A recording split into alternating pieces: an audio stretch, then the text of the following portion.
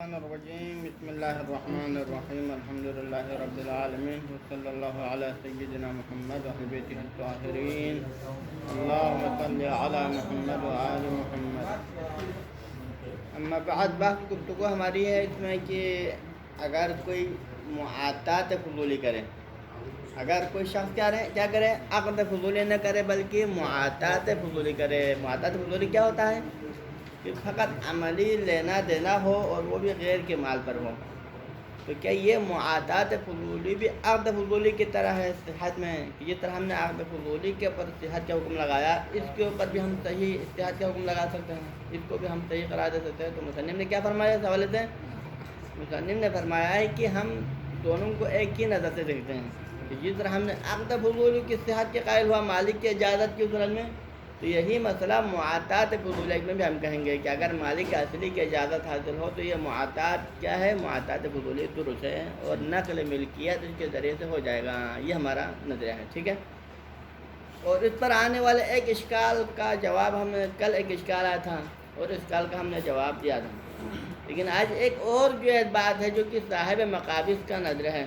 صاحب مقابض کس کے قائل ہیں؟ وہ بطلان کے قائل ہیں، کیونکہ وہ اس معاطات فضولی کے عدم صحت کے قائل ہیں اور انہوں نے اس عدم صحت پر ایک دلیل دیا ہے. یعنی صاحب مقابض نے کیا کیا ہے؟ یہ کہا ہے کہ معاطات فضولی درست نہیں ہے، یعنی یہ باطل ہے، اور اس کی بطلان کے لیے ایک دلیل دیا ہے.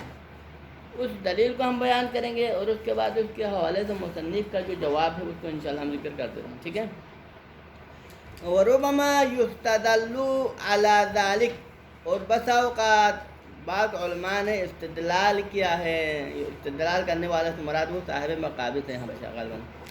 علی ذلک، اس کے اوپر علی ذلک کا اشارہ کیا ہونا چاہے؟ صحت عدم صحت، یہ مراد عدم صحت ہے. ذالک کا اشارہ کیا ہے؟ عدم صحت. یہ عدم صحت کے اوپر استدلال کیا ہے، یعنی کہ معاطات فضولی صحیح نہیں ہے. اس پر کیا دلیل دیا انہوں نے؟ دلیل کیا دیا ہے؟ دلیل یہ دیا ہے کہ بِأَنَّ الْمُعَاطَاةَ مَنُوطَةٌ بِالتَّرَاضِي وَقَصْدِ الْإِبَاحَةِ وَالتَّمْلِيكِ. معاطات کی صحت کے لیے دو شرط ہیں. جب ہم وہاں پر معاطات پر ہم بحث کر رہے تھے تو پھر ہم نے معاطات کے مفید ملک ہونے کے لیے دو شرط رکھا تھا. نمبر ایک، تراضی ہونا چاہے معاطات، یعنی کہ جو لینا دونا جو دو شخص کے درمیان میں انجام پایا ہے وہ کس کے ساتھ ہونا چاہے؟ دونوں کی تراضی اور رضامندی کے ساتھ انجام پایا. تو شرط اول ہے. اور دوسرا، ان دونوں کے اندر کس قصد سے ہونا چاہے؟ قصد مل گیا، قصد کوئی قصد ہو، بغیر قصد کے نہ کریں بلکہ یہ لینا قصد کے ساتھ ہو. کون سا قصد؟ یا تملیک کا قصد یا اباحے کا قصد. تو لہذا معاطات کی صحت کے لیے وہاں ہم نے دو شرط ذکر کیا تھا. نمبر ایک یہ کہ یہ معاطات جو واقع ہوا ہے وہ دونوں کی تراضی اور رضامندی سے ہو، اور دوسری شرط یہ ہے کہ معاطات قصد ملک کے ساتھ انجام پائے یا قصد اباحے کے ساتھ انجام پائے. یہ دو شرط وہاں رکھ لیا. اور یہ دونوں شرط، تراضی ہونے والی شرط اور قصد ملک، یعنی کہ قصد ملک کا مطلب کیا ہے کہ یہ مال اس ملکیت میں چلا جائے اور وہ مال میری ملکیت میں جائے، یہ نا. تو یہ دونوں باتیں کب ہو سکتا ہے؟ یعنی تراضی کی شرط بھی اور قصد ملک اور قصد واحد کی شرط دونوں اس وقت ہو سکتا ہے کہ جب لینا دینا کرنے والا کون ہو؟ مالک. کیونکہ مالک ہو سکتا ہے کہ جو اپنے مال کو کسی کو دینے پر راضی ہیں، لیکن یہ مال اس کا اپنا نہیں ہے اور آپ اس کے ہاتھ میں تھما رہے ہیں، تو پھر آپ کے رضامندی اور آپ رضامندی کی کوئی حیثیت ہے؟ کسی غیر کے مال پر آپ کا راضی ہونا نہ ہونا کوئی معنی نہیں رکھتا ہے. رضامندی مالک کی طرف سے ہوتا ہے کہ وہ اپنے مال کو دوسرے کو دینے پہ یا راضی ہوتا ہے یا نہیں ہوتا ہے، ٹھیک ہے نا، ایک بات. اور دوسری شرط کیا تھا؟ قصد ملک یا قصد باع، یعنی کہ آپ اس مال کو دوسرے کو دیتے وقت قصد ملک کریں کہ میں اس مال کو فلان کی ملکیت میں دے رہا ہوں، ٹھیک، یا میں اس مال کو فلان کے اوپر مباح کر رہا ہوں. حالانکہ پہلے مباح نہیں تھا نا، کیونکہ غیر کا مال حرام ہوتا ہے، لیکن اب آپ اس کو کیا قرار دے رہے ہیں؟ اس کو مباح. تو پھر آپ اس معاملے کے وقت لینا دینا کرتے وقت ملک کا جو قصد کریں گے یا اباحے کا جو قصد کریں گے کب ہوگا؟ اگر یہ خود مالک ہو تو کر سکتے ہیں نا، کیونکہ آپ اس مال کو دوسرے کی ملکیت میں داخل کرنے کا قصد کب کر سکتے ہیں؟ جب آپ اس مال کا مالک ہو. اگر آپ مالک کی نہیں ہیں، کوئی غیر کے مال کو دوسرے کو دے رہا ہے، تو پھر آپ کا قصد ملک اور اباحہ چلتا نہیں ہے، یہ قصد ممکن سمجھ آ رہا ہے. تو لہٰذا کیا ہوا صاحب مقابض کا اشکال کیا ہے معاطات میں دو شرط ہیں، نمبر ایک تراضی کے ساتھ انجام پائے اور دوسرا قصد تملیک اور قصد اباحہ ہو اس کے اندر. لیکن یہ دونوں شرطیں اس وقت ممکن ہے کہ جب یہ لینا دینا کرنے والا کون ہو؟ مالک ہو. اور یہاں فضولی کے مسئلے میں کیا ہے؟ وہ مالک نہیں ہے. یہ لینا دینا کر رہا ہے وہ دونوں فضولی ہے، مالک نہیں. جب یہ دونوں مالک نہیں ہیں تو نہ یہاں پر تراضی کا شرط وجود میں آ سکتا ہے اور نہ قصد ملک اباحہ کے شرط وجود میں آ سکتا ہے. تو نتیجے میں پھر سرے سے اس کا موضوع کیا ہو جائے گا؟ پھر سرے سے معاطات کے لیے موضوع ہی منتفی ہو جاتا ہے. پھر اس کا موضوع اگر کوئی معاطات کا وجود آ جائے تو پھر صحت و عدم صحت کی بات ہے. سرے سے معاطات کا وجود ہی نہیں آتا ہے جس کا کوئی موضوعیت ہی نہیں ہے تو پھر کس صحت و عدم صحت کی بات ہے؟ ہاں بس سرے سے مطالبہ بانتفاع موضوع ہوتا ہے. یہ ہے صاحب مقابض کا دلیل ہے جو پتہ ہے. تو فرماتے ہیں کہ ربما یستدل علی عدم الصحہ، اس عدم صحت پر بعض علماء نے استدلال کیا ہے جو کہ مستدل صاحب مقابض ہیں کہ بأن المعاطات منوطۃ بالتراضی. معاطات منوط یعنی مشروط ہیں، منوط کے بمعنی ہے مشروط. معاطات مشروط ہے کس کے ساتھ؟ نمبر ایک تراضی کے ساتھ کہ معاطات کے اندر حتماً تراضی ہونا چاہیے. اور نمبر دو وقصد الاباحۃ او التملیک، کہ اس تعاطی کرنے والے افراد جو لینا دینا جو کرے اس کے اندر کیا ہونا چاہیے؟ یا تو تملیک کی قصد سے یہ تعاطی ہو یا کم سے کم اباحے کی نیت سے یہ تعاطی ہو. یہ دو شرط ہے. ٹھیک ہے. وَهُمَا مِنْ وَظَائِفِ الْمَالِک، اور یہ دونوں کون سے دونوں؟ تراضی کرنا کہ رضامندی کے ساتھ دوسرے کو دینا نہ دینا ایک، اور دوسرا اس مال کو دیتے وقت تملیک یا اباحے کے جو قصد کرنا. یہ دونوں کام کی کیا کام ہے؟ اس مال کے اصل مالک کر سکتا ہے کہ وہ راضی ہو سکتا ہے دوسرے کو دینے پر، اور اصل مالک ہو سکتا ہے کہ اپنے مال کو دوسرے کی ملکیت میں دینے کا قصد کر سکتا ہے. جو غیر مالک ہے نہ اس کے تراضی کی کوئی حیثیت ہے نہ اس کے قصد کی کوئی حیثیت ہے، دونوں منتفی ہے. یہ دونوں مالک ہو کر سکتا ہے. وما من وظائف المالک، لہذا فالتراضی وقصد الاباحۃ والتملیک ہما من وظائف المالی، یہ دونوں مالک کی ذمہ داری ہے، مالک کی صفات میں سے ہیں. ٹھیک ہے نا. لہذا ولا يتصور صدورهما من غیر المالک، پس اس بنا پر یہ تصور نہیں کیا جا سکتا کہ یہ دونوں صادر، کون سے دونوں؟ تراضی اور قصد ملک یا قصد اباحہ دونوں صادر ہو جائے کس کے ذریعے سے؟ غیر مالک کے ذریعے سے. یہ ممکن نہیں ہے. یہ ہو گیا صاحب مقابض کے بطلان پر بنیادی دلیل. کس کی بطلان پر؟ یعنی کہ معاطات فضولیہ کی بطلان پر. اس کے بعد پھر وہ اپنے تائید میں ایک بات بھی ذکر کرتا ہے صاحب مقابض. اپنے اس دعویٰ کو ذکر کرنے کے بعد اس کے لیے ایک تائید میں شہید اول کا جو قول ذکر کرتا ہے. شہید تمہارا شہید اول کا قول بھی ذکر کرتا ہے. ہاں جی. شہید ثانی کا عفواً ولذا ذکر شہید الثانی، یعنی اب شہید ثانی کے قول کو اپنی بات کی تائید کے طور پر ذکر کرتا ہے. کیا فرماتا ہے؟ یہ لذا کون کہہ رہا ہے؟ صاحب مقابض نقل قول کر رہا ہے. ولذا ذکر شہید الثانی، اسی وجہ سے شہید ثانی، کس وجہ سے؟ کیونکہ معاطات کے اندر تراضی ہونا چاہیے اور قصد ملک و اباحہ ہونا چاہیے، اور یہ دونوں مالک کا کام ہے. اسی وجہ سے شہید ثانی نے ذکر کیا. کیا ذکر کیا؟ کہ ان المکرہ والفضولی قاصدان لللفظ دون المدلول. اسی وجہ سے مکرہ کس کہتے ہیں؟ وہ شخص جس کو کسی معاملہ کرنے پہ مجبور کیا جاتا ہے. یعنی وہ اپنے موبائل فروخت کرنے پہ راضی نہیں ہے لیکن آپ اس کو جبراً اس کے اوپر ڈنڈے کے ذریعے سے اس موبائل کو آگے کیا کرتا ہے؟ بے کرنے پہ مجبور کرتا ہے. تو یہ بندے کیا ہے؟ مکرہ ہے نا، وہ مجبور کیا اس کو آپ نے. اور دوسرا کیا ہے؟ والفضولی، جو عقد فضولی کرنے والا. عقد فضولی کرنے والا کیا کرتا ہے؟ جو کہ غیر کا مال ہے نا، خود مالک نہیں ہے. تو یہ دونوں کیا کرتا ہے؟ قاصدان لللفظ دون المدلول. لفظ کا تو قصد رکھتا ہے لیکن مدلول کا قصد نہیں رکھتا. مدلول کیا ہوتا ہے؟ عقد کا یا اس تقابض کا جو مدلول ہے نقل ملکیت ہوتا ہے نا. کہ جب آپ بیعت و شریعتو کرتا ہے کوئی فضولی، تو اس بیعت و شریعتو کا ایک مطلوب معنی ہوتا ہے، لفظ کا معنی ایک اس کا مدلول. لفظ کا معنی تو کیا؟ وہی بیعتو یعنی فروغ کیا، ختم. شریعتو یعنی میں نے خریدا، یہ اس کا معنی ہے. لیکن اس کا مدلول کیا تھا؟ وہ خارج میں نقل ملکیت، یعنی کہ آپ بیعتو کا ہے اور دوسرا قابلتو کا ہے، تو اس کے ذریعے سے ایک عقد وجود میں آتا ہے. اور اس عقد کا مدلول کیا ہوتا ہے؟ خارج میں نقل ملکیت ہونا، کہ مبی اس عقد کے ذریعے سے بائے کی ملکیت سے نکل کر مشتری کی ملکیت میں داخل ہو جائے اور ثمن مشتری کی ملکیت سے نکل کر بائے کی، یہ کو کہتے ہیں مدلول. ٹھیک. تو اب شہید ثانی کیا فرماتے ہیں؟ فرماتے ہیں کہ مکرہ اور فضولی دونوں کے اندر لفظ کے معنی تو قصد ہو سکتا ہے، یعنی کہ بیعتو کا اس کے معنی کو تو قصد کر سکتا ہے، ٹھیک ہے، شریعتو کے معنی کا تو قصد کر سکتا ہے، لیکن یہ دونوں مدلول کا قصد نہیں کر سکتا۔ کیوں مدلول کا قصد نہیں کر سکتا؟ مکرہ میں اس لیے نہیں کر سکتا کیونکہ وہ بے پر راضی نہیں ہے، کیونکہ نہ چاہتے ہوئے کر رہا ہے نا، کیونکہ مدلول کا نقل ملکیت کا قصد کب ہو سکتا ہے؟ جب وہ نقل ملکیت پر دل سے راضی ہو، لیکن جب وہ نقل ملکیت پر دل سے راضی نہیں ہے، اس کو مجبور کیا، اس کو ڈنڈے کے ذریعے سے آپ نے اس کو فروغ کرنے پہ مجبور کیا، تو یقیناً دل سے اس موبائل کو اس کو دینے پہ راضی ہوگا؟ نہیں ہوگا۔ تو اس بنا پر مدلول کا اس کے نقل ملکیت کا قصد اس کے اندر نہیں ہے، مکرہ کے اندر۔ فضولی کے اندر کیوں نہیں ہے؟ فضولی کے اندر اس لیے نہیں ہے کیونکہ وہ مالک نہیں ہے۔ جب وہ مالک نہیں ہے، وہ غیر کے مال کو آگے کسی کو دے رہا ہے، تو اس صورت میں پھر ملکیت کا قصد کرنا معنی نہیں رکھتا ہے۔ کیوں؟ کیونکہ ملکیت کا قصد کرنا کس کا کام ہوتا ہے؟ مالک کا کام ہوتا ہے، اور فضولی مالک نہیں ہے، لہذا قصد مدلول نہیں کر سکتا۔ ہاں جی، تو لہذا اس کا مطلب کیا ہوا؟ شہید ثانی کے اس بات کو کیوں لایا؟ اس لیے لایا کیونکہ یہاں پر تراضی اور نہ قصد تملیک ہو سکتا ہے معاطات کے اندر، اور نہ تراضی ہو سکتا ہے شہید ثانی کے قول کے مطابق، ٹھیک ہے نا؟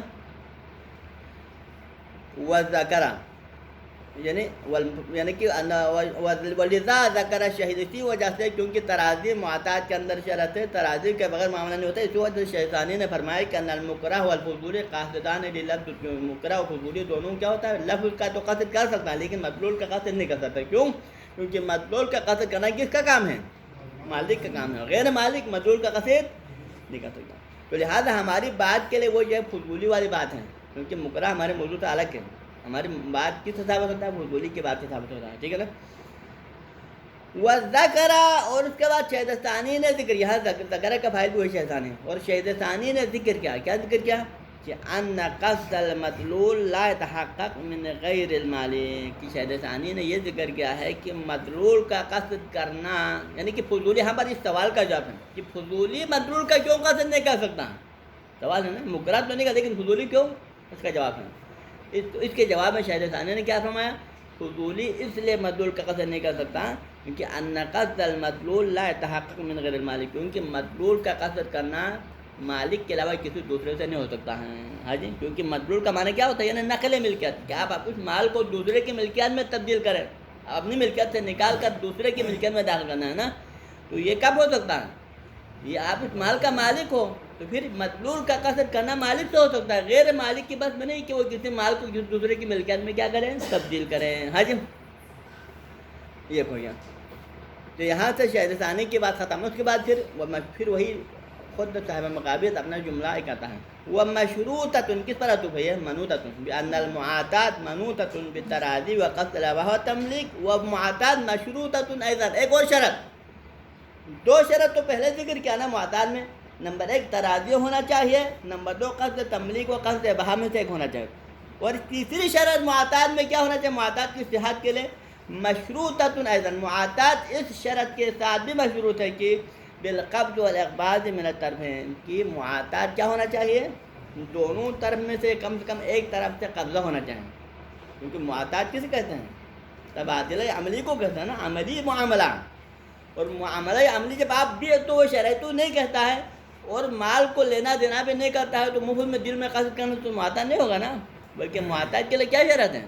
معاطات کے لیے شرط ہے کہ اقباض ہو، کہ آپ اس مال کو اس کے ہاتھ میں قبضے میں دے دیں اور اس کے مال کو اپنے قبضے میں لے لیں، تب جا کے معاطات ہو سکتا ہے، لیکن جب تک اقباض و قبض و اقباض نہ ہو تو ایسے معاطات نہیں ہو سکتا ہے۔ تو لہٰذا معاطات کے لیے شرط کیا ہے؟ ان المعاطات مشروطۃ ایضاً بالقبض والاقباض، کہ وہ قبضہ ہو اور اقباض ہو، ایک مال کو قبضے میں لے لے، دوسرے مال کو قبضے میں دے دے، من الطرفین، یا وہ یہ قبض و اقباض دونوں طرف سے ہو، کم سے کم پہلا اولا تو کیا ہونا چاہیے؟ معاطات میں دونوں طرف سے قبض و اقباض ہونا چاہیے، او من احدہما، یا اگر دونوں طرف سے قبض و اقباض نہ ہو تو کم سے کم کیا ہونا چاہیے؟ معاطات کے سکھانے کے لیے کم سے کم یہ ہے، یعنی کم تر درجہ یہ ہے کہ، یعنی کہ معاطات کا ایک بالا تر درجہ کیا ہے؟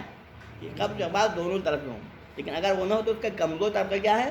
کہ کم سے کم ایک طرف سے قبض و اقباض ہو، یعنی کم سے کم مبیع کو مشتری کا حوالے کرے یا ثمن کو بائع کے حوالہ ہو، تب جا کے معاطات ہو سکتا ہے۔ اگر یہ دونوں نہ ہو تو پھر معاطات، یعنی قبض بھی نہ ہو اور اقباض بھی نہ ہو، دونوں طرف میں، پھر معاطات نہیں ہو سکتا ہے۔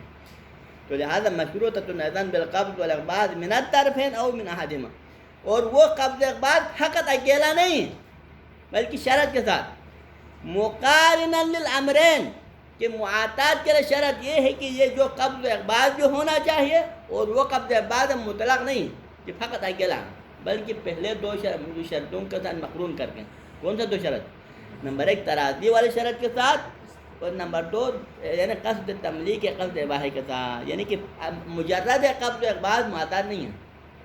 لہٰذا معاطات کی صحت کے لیے کیا شرط ہے کہ وہ قبض و اقباض کے ساتھ اس کے اندر کیا ہو؟ نمبر 1 دونوں کی طرف سے تراضی ہو، اور نمبر 2 دونوں کی طرف سے قصد تملیک اباحہ کی نیت ہو، تب جا کے معاطات ہو سکتا ہے مقارنۃ للامرین، ٹھیک ہے نا؟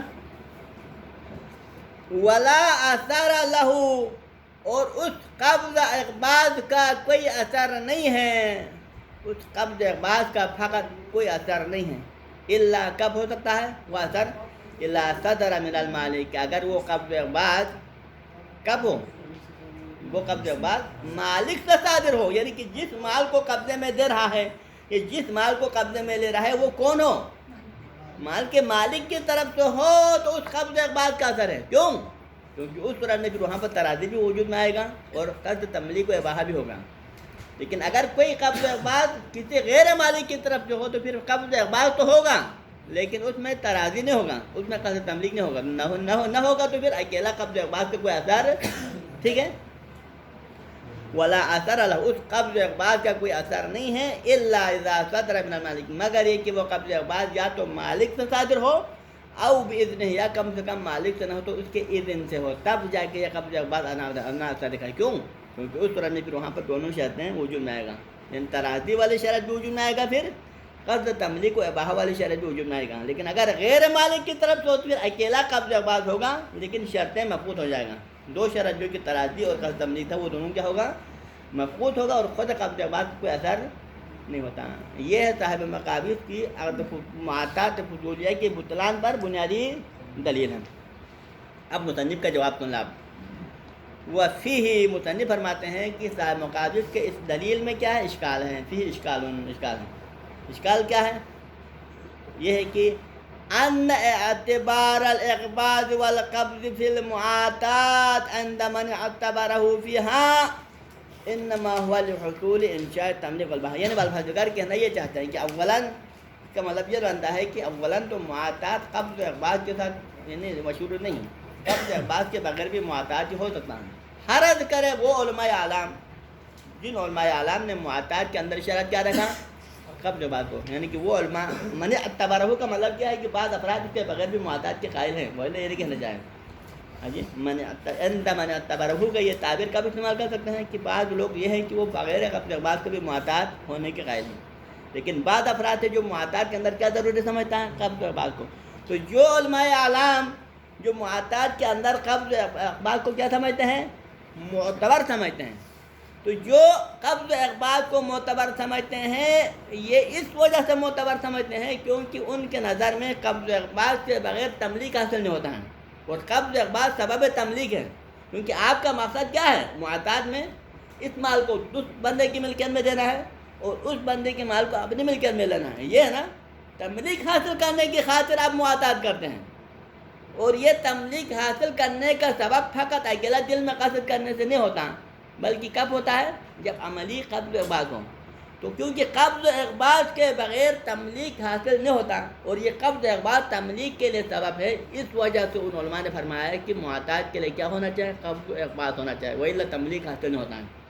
لیکن ان علماء نے قبض اقباض کو شرط اس لیے نہیں رکھا ہے کہ کیونکہ قبض اقباض کے بغیر تراضی نہیں ہوتا ہے، یعنی کہ تراضی ہونا نہ ہونے کا معیار نہیں ہے، یعنی قبض اقباض کا ہونا نہ ہونے کا معیار تراضی و عدم تراضی نہیں ہے کہ قبض اقباض اس لیے یعنی ضروری ہے کیونکہ اس کے بغیر تراضی نہیں ہے، بلکہ قبض اقباض کو معتبر قرار دینے کی وجہ یہ ہے کہ تملیک حاصل نہیں ہوتا ہے، اس وجہ سے سمجھا نہیں رہا ہے۔ تو آپ جہاں خلط کر رہے ہیں، آپ تراضی اور قبض اقباض دونوں کو آپس میں کیا کر رہے ہیں؟ خلط کر رہے ہیں۔ ہاں جی، تو لہٰذا ان اعتبار القبض والاقباض فی المعاطات، معاطات کے اندر جن علماء نے قبض اقباض کو شرط قرار دیا ہے، عند من اعتبرہ، یعنی جن علماء نے اس کو معتبر قرار دیا ہے عقد معاطات کے اندر، تو یہ کیوں معتبر قرار دیا انہوں نے؟ وجہ کیا ہے؟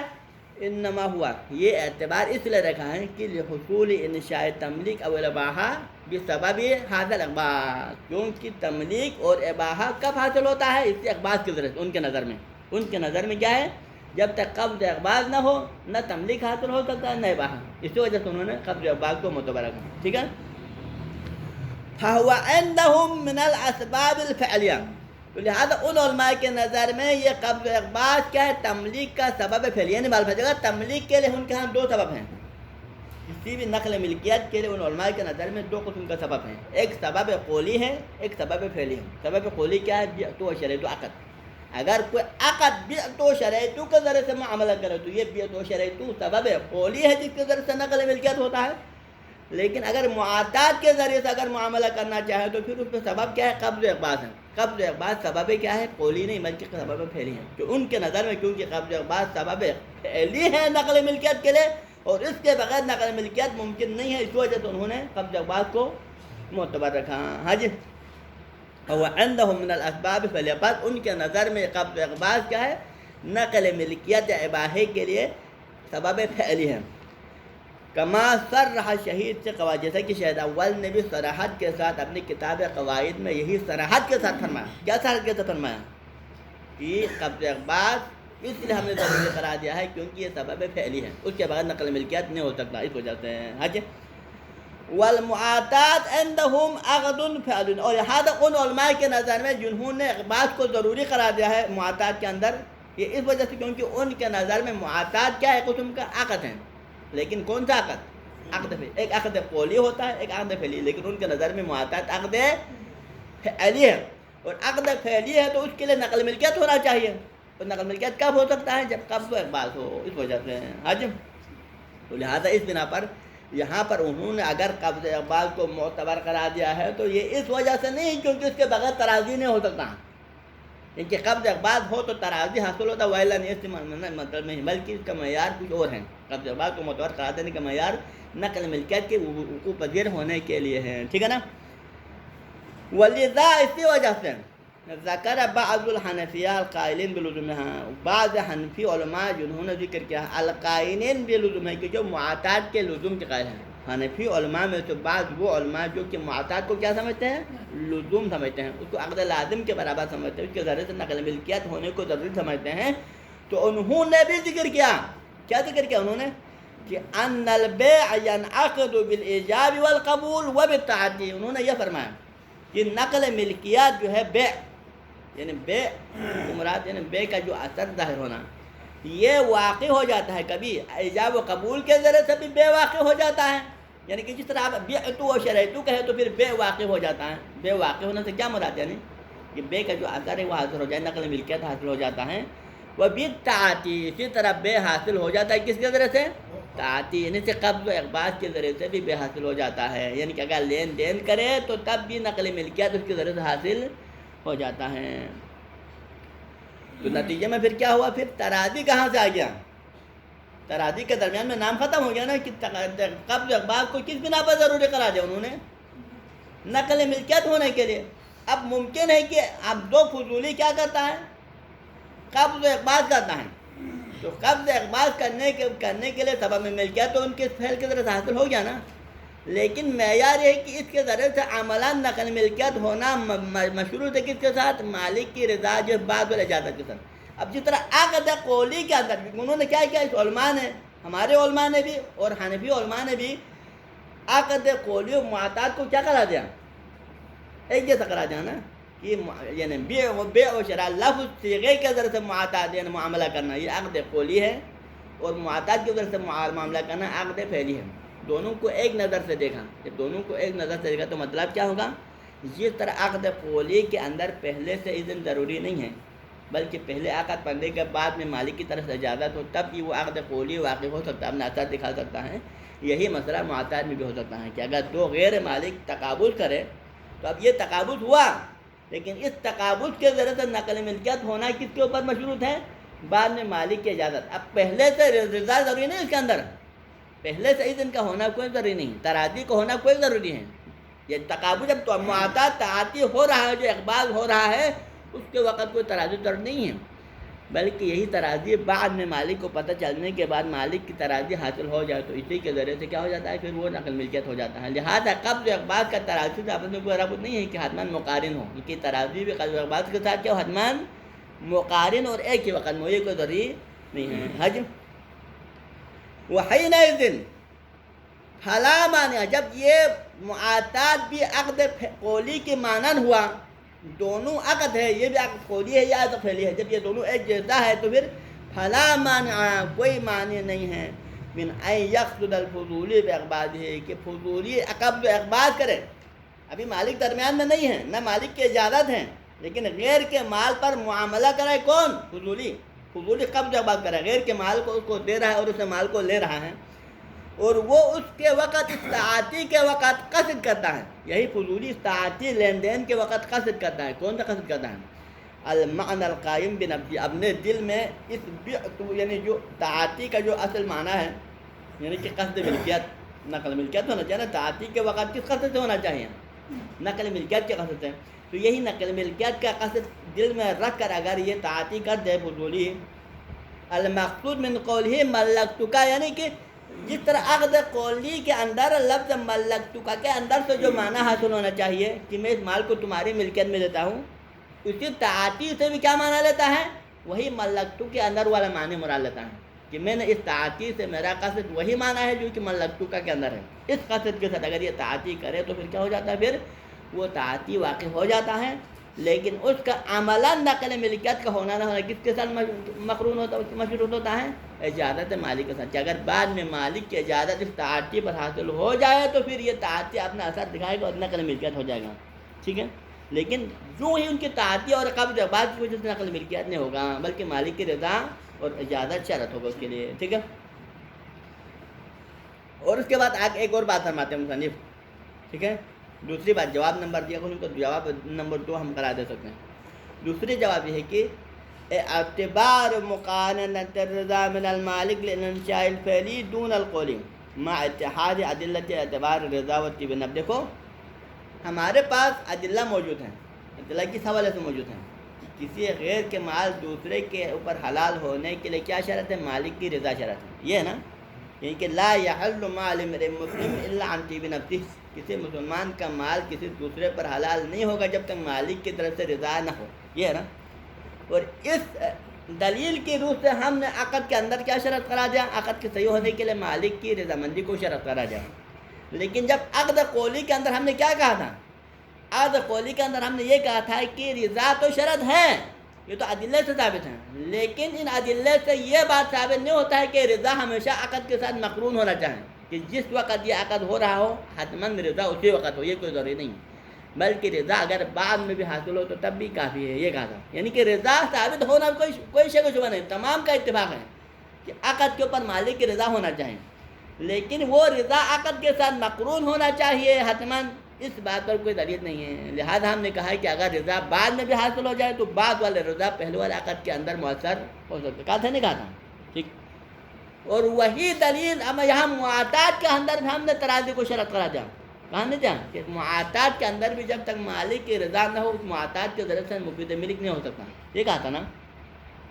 تو لہذا ہم یہاں پر یہ کہیں کہ معاطات کے ساتھ تراضی مقرون ہونا چاہیے، معاطات کے ساتھ تراضی کیا ہونا چاہیے؟ مقرون ہونا چاہیے۔ اگر جب تک تراضی معاطات کے ساتھ مقرون نہ ہو تو یہ معاطات باطل ہے۔ ادھر بے کے اندر ہم کہیں عقد فضولی کے اندر کہ عقد فضولی میں جو ہے رضا مقارن ہونا ضروری نہیں ہے، بلکہ بعد میں بھی حاصل ہو کافی ہے، جبکہ دلیل کیا ہے؟ دلیل ایک ہے، اسی ایک ہی دلیل کے ذریعے سے ہم نے تراضی کو شرط قرار دیا، لیکن اسی ایک دلیل کو ہم جب کہ عقد فضولی کے اندر جا کے وہاں پر مقارنات کو شرط قرار نہ دے دیں، لیکن اسی دلیل کو سامنے لگا معاطات میں لا کر ہم کیا کریں؟ مقارنات کو شرط قرار دیں، یہ کیا ہے؟ غلط ہے، یہ غلط ہے۔ بلکہ کیا ہونا چاہیے؟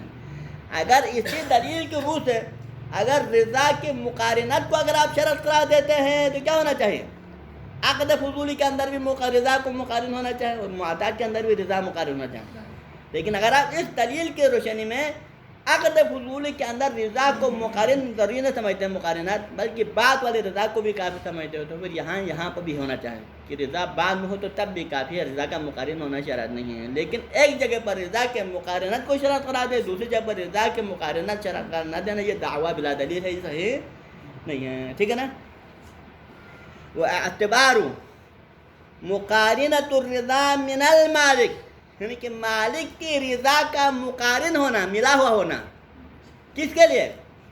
للانشاء الفعلی، فقط انشاء فعلی کے لیے، یعنی انشاء فعلی سے کون سے مراد ہے؟ معاتات، انشاء فعلی کیا ہے؟ وہ معاتات، یعنی کہ معاتات جو کہ انشاء فعلی ہیں اس کے اندر مالک کی رضا اور تراضی کو مقارن ہونا شرط قرار دے ہم، دون القولی، جبکہ انشاء قولی کے اندر مقارنت کو شرط قرار نہ دے، دون القولی کہ ما عدم اشتراط مقارنہ فی عقد القولی، جبکہ عقد قولی یعنی عقد فضولی کے اندر جس میں قولی تو عقد شرع ہے اس کے اندر مقارنت کو شرط قرار نہ دینا، ما اتحاد ادلت اعتبار رضا، جبکہ ہمارے پاس رضا کو معتبر قرار دینے کی ادلہ ایک ہے، ایسا نہیں کہ معاتات فضولی کے لیے کوئی اور ادلہ ہو، عقد فضولی کے اندر رضا شرط قرار دینے کا ادلہ کوئی دوسرا ہو، ایسا نہیں ہے، دونوں کے اندر رضا کو معتبر قرار دینے والا ادلہ فقط ایک قسم کا ہے، وہی لا یحل مع امرئ بظلم والا روایت ہے، ٹھیک ہے نا۔ تو لہذا اس کے تحت ہم معاتات کے اندر مقارنت کو شرط قرار دیں، لیکن عقد فضولی کے اندر مقارنت کو شرط قرار نہ دے دے، حج مع اتحاد عدلت اعتبار رضا و طیب النفس فی حل مال الغیر، یعنی کہ غیر کے مال کو حلال قرار دینے کے لیے اس کے لیے رضا کو شرط قرار دینا، اس کو رضا کو شرط قرار دینے والا ادلہ متحد ہیں، متحد ایک ہی ادلہ کیا کہتا ہے؟ غیر کے مال کو جب تک اس کی رضامندی نہ ہو اس وقت تک حلال نہیں کہا ہے۔ اب اس دلیل سے آپ معاتات کے اندر مقارنت شرط قرار دیں رضا کو، لیکن عقد فضولی کے اندر مقارنت کو شرط قرار نہ دے دے، یہ کیا ہے؟ یہ لا یخلو عن تحکم، یہ دعویٰ بلا دلیل، تحکم کس کہتے ہیں؟ دعویٰ بلا دلیل ہے کہ آپ اپنے طرف سے دعویٰ تو کریں لیکن آپ کے پاس دلیل، اگر آپ اس دلیل کو دیکھیں تو اس کے اندر آپ کو کیا کہنا چاہیں پھر؟ اگر اس دلیل کو روح سے اگر آپ معاتات کے اندر مقارنت کو ضرور سمجھتے ہیں تو پھر آپ کو یہی دلیل جہاں پر عقد فضولی کے اندر بھی کیا کہنا چاہیں؟ مقارنت کو ضرور سمجھنا چاہیے، جبکہ حالانکہ آپ وہاں پہ کیا فرماتے ہیں؟ مقارنت شرط نہیں ہے، بس یہاں وہاں مقارنت شرط نہیں ہے تو یہاں مقارنت کو شرط قرار دینا یہ دعویٰ بلا دلیل ہے، یہاں رکھ لیں۔ صلی اللہ علیہ سیدنا محمد و اہل بیتہ الطاہرین۔